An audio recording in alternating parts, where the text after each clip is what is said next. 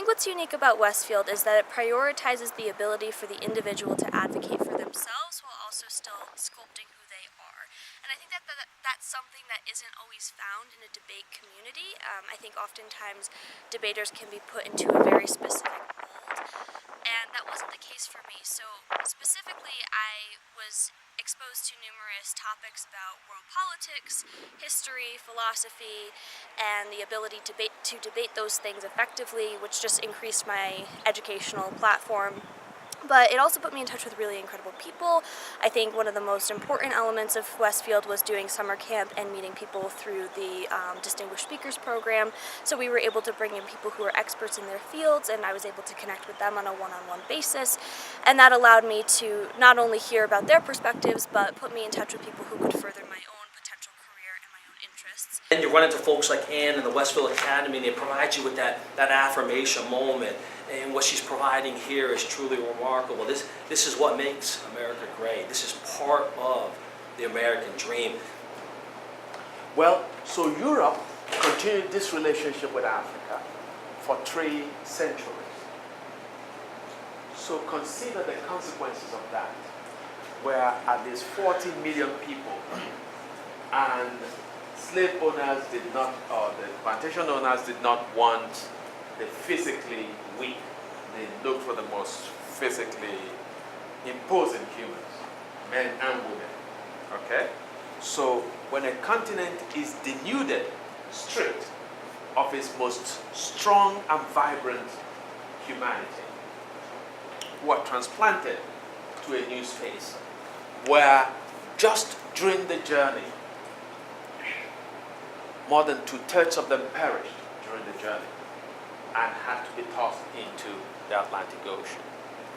Then when they came here, they were stripped of all cultural resources that they had. They could no longer, because there were people from there are more than 2,000 different languages and ethnic groups in Africa. In Nigeria alone, there are at least 350 different languages and cultures.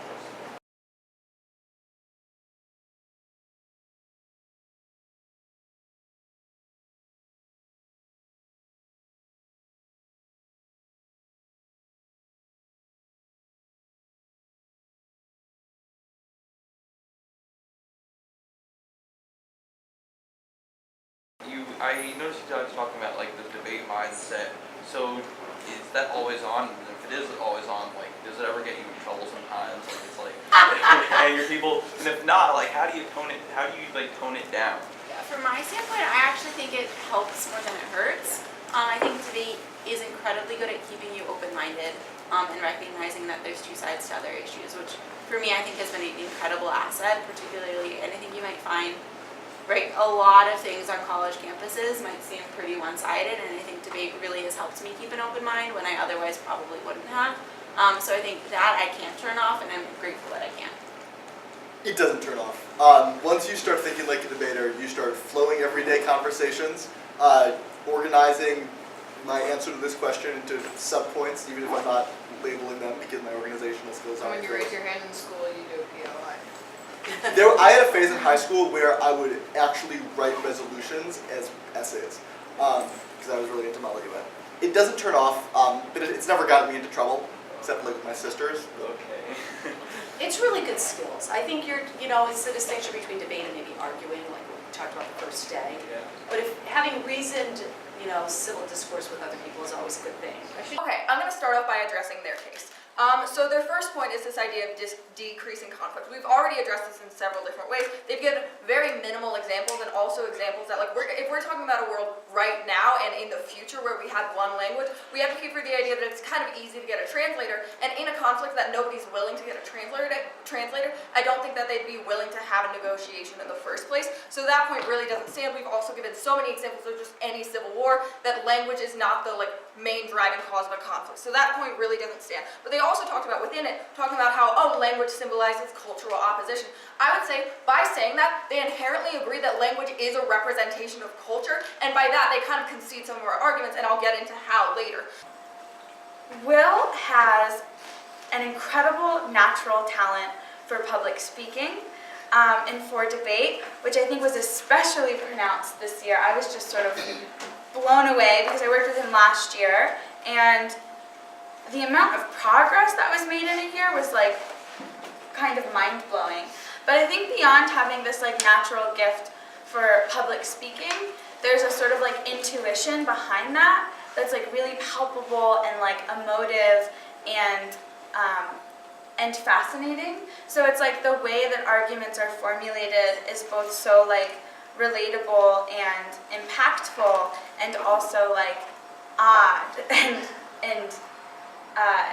and good. Like they're weird arguments, but they're good ones. And I think that's something that's like so important about debate as well, is like cultivating this ability to both be like understood and also bring new things to the table.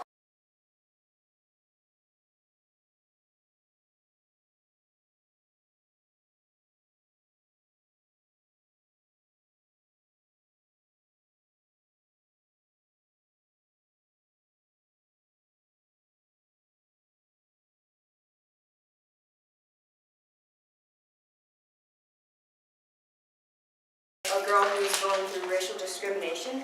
I was going to like write a piece where she's really expressing the way she feels and her feelings and how she really wants racial discrimination to end. So yeah, in the picture she's like crying, but it's out of anger, and also I drew her hair like out because as like she's a African American girl, and like as an African American girl, her hair is like a big part of her life. And yeah. And then I got the idea of this from Michelle Obama's, like, there was this picture of her where someone like drew her, and it's like in a museum, and her dress kind of has like these really beautiful like triangular pieces. So yeah. Okay. Is about getting younger people to vote, because that is a big problem in our country, and a lot of younger people are underrepresented because they don't go out and vote. Alright, so my advocacy project was about harmful chemicals that are very commonly found in cosmetics. So I made this own fake makeup palette called Painful Truths. And inside every single palette is named after a certain very dangerous chemical that can be found in basically almost every single product if you actually read the things on the back. We can stop burning fossil fuels, and we use solar power. Solar power is everywhere. The sun is always shining its bright light on us. So how we can stop burning fossil fuels is we can invent or create new things that will able to extract more sunlight, like power from the sun, and that will use it like in cars. We can use it to power houses.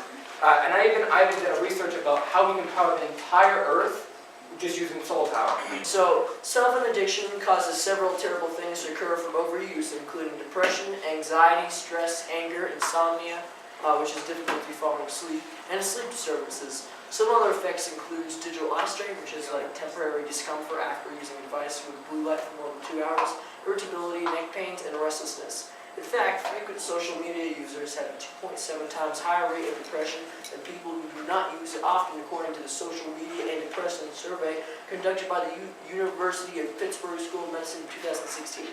Furthermore, 26% of car accidents are caused by cell phone usage, and 75% of cell phone users admit they have texted while driving at least once, according to Life Activity.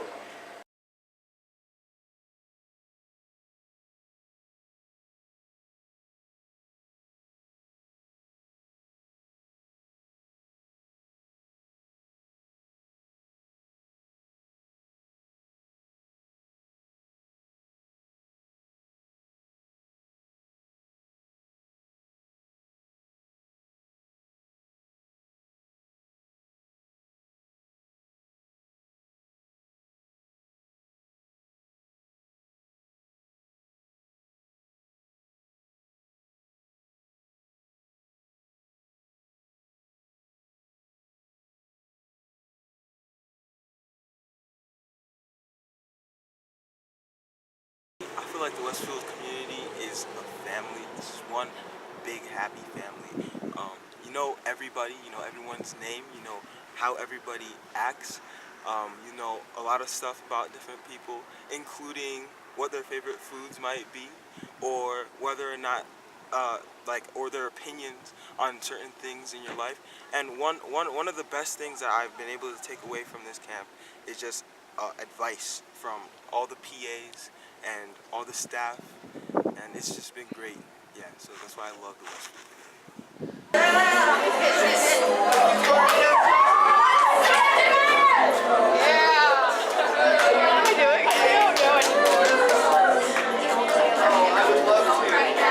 Westfield community.